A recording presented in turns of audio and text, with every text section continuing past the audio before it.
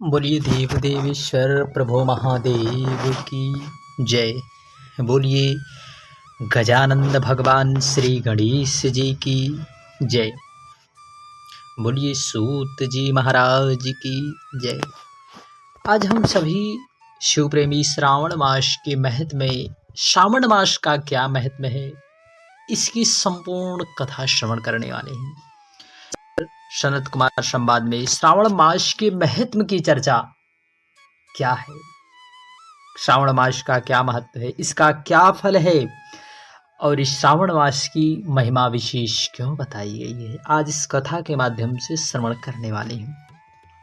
सौनक जी बोले, हे सूत जी, हे सूत जी, हे महाभाग, हे व्यास शिष्य, हे अकलमश, आपके मुख कमल से अनेक आख्यानों को सुनते हुए हम लोगों की तृप्ति नहीं होती, अर्थात हमारी सबकी अभिलाषा बढ़ती जाती है, नित्य नई चीज सुनने की ओर हमारी इच्छा भी बढ़ती जा रही है।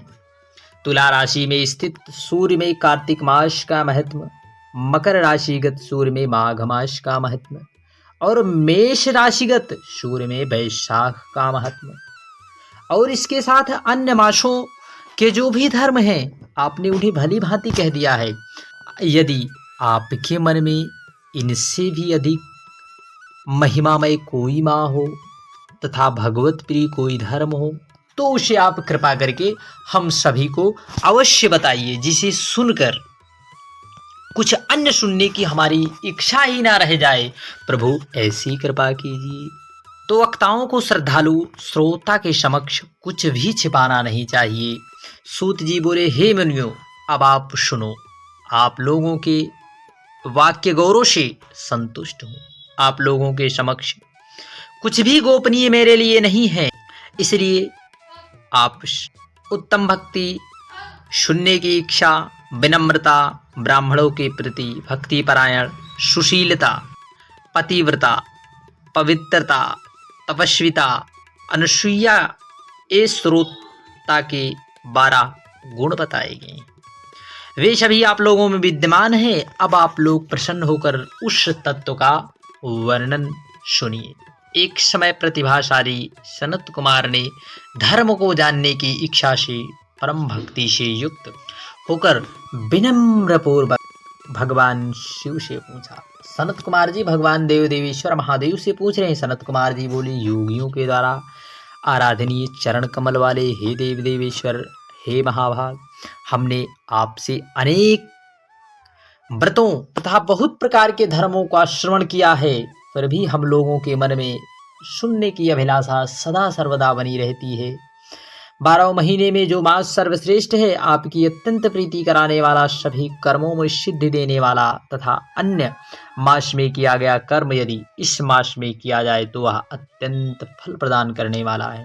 हे देव, उस मास को बताने की कृपा कीजिए, उस महीने को बताने की कृपा कीजिए, साथ ही लोकानुग्रह की कामना से उस माया के सभी धर्मों का भी। अब देव देवेश्वर बोले, हे सनत कुमार, मैं अत्यंत गोपनीय भी आपको बताऊंगा। हे सुब्रत, हे विधि नंदन, मैं आपसे तथा आपकी भक्ति से प्रसन्न हूँ। 12 महीने में श्रावण मुझे अत्यंत प्रिय है। इसका महत्व सुनने योग्य है, अतः इसे श्रावण कहा जाता है। इस महीने में श्रवण नक्षत्र युक्त पूर्णिमा होती है, इस कारण इसे श्रावण कहा गया है। इसके महत्व के श्रवण मात्र से यह सिद्धि प्रदान करने वाला है, इसलिए यह श्रावण संज्ञा वाला है। निर्मलता गुण के कारण यह आकाश के सदृश है, इसलिए इसे नभा कहा गया है। क्या कहा गया है? नभा।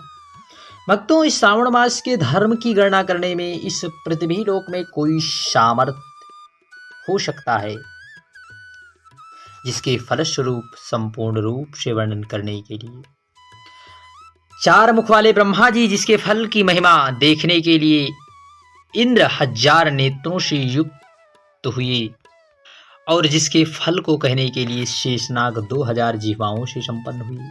अधिक कहने से क्या प्रयोजन। इसके महत्व को देखने और कहने में कोई भी सामर्थ्य नहीं है, किसी के पास इतनी सामर्थ्यता। हे मुनि, अन्य मास इसकी एक कला को भी नहीं प्राप्त करते। यह सभी व्रतों तथा धर्मों से युक्त है। इस महीने में एक दिन भी ऐसा नहीं है जो व्रत से रहित दिखाई देता हो।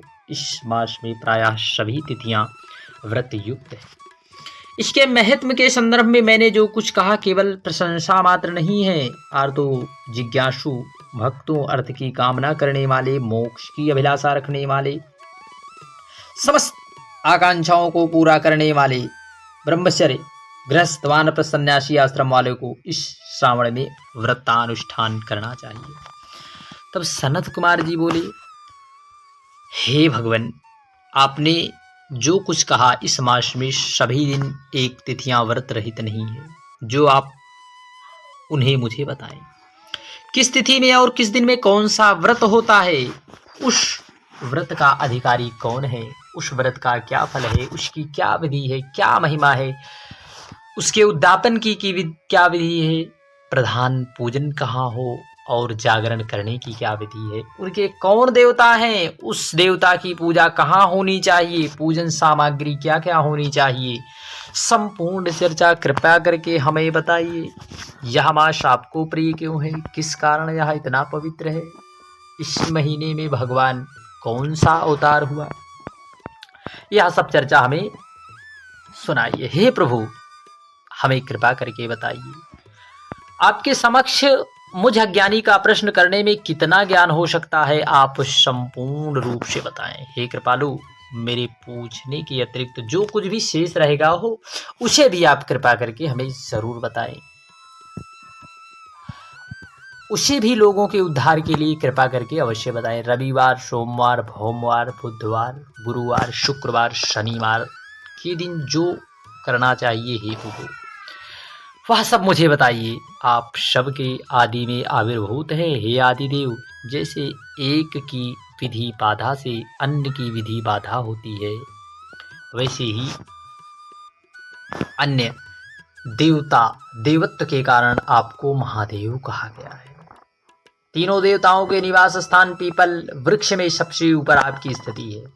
कल्याण रूप होने के कारण आप शिव हैं और पाप समूह को हरने के कारण आप हर हैं। आपके आदि देव होने में आपका शुक्ल वर्ण प्रमाण है,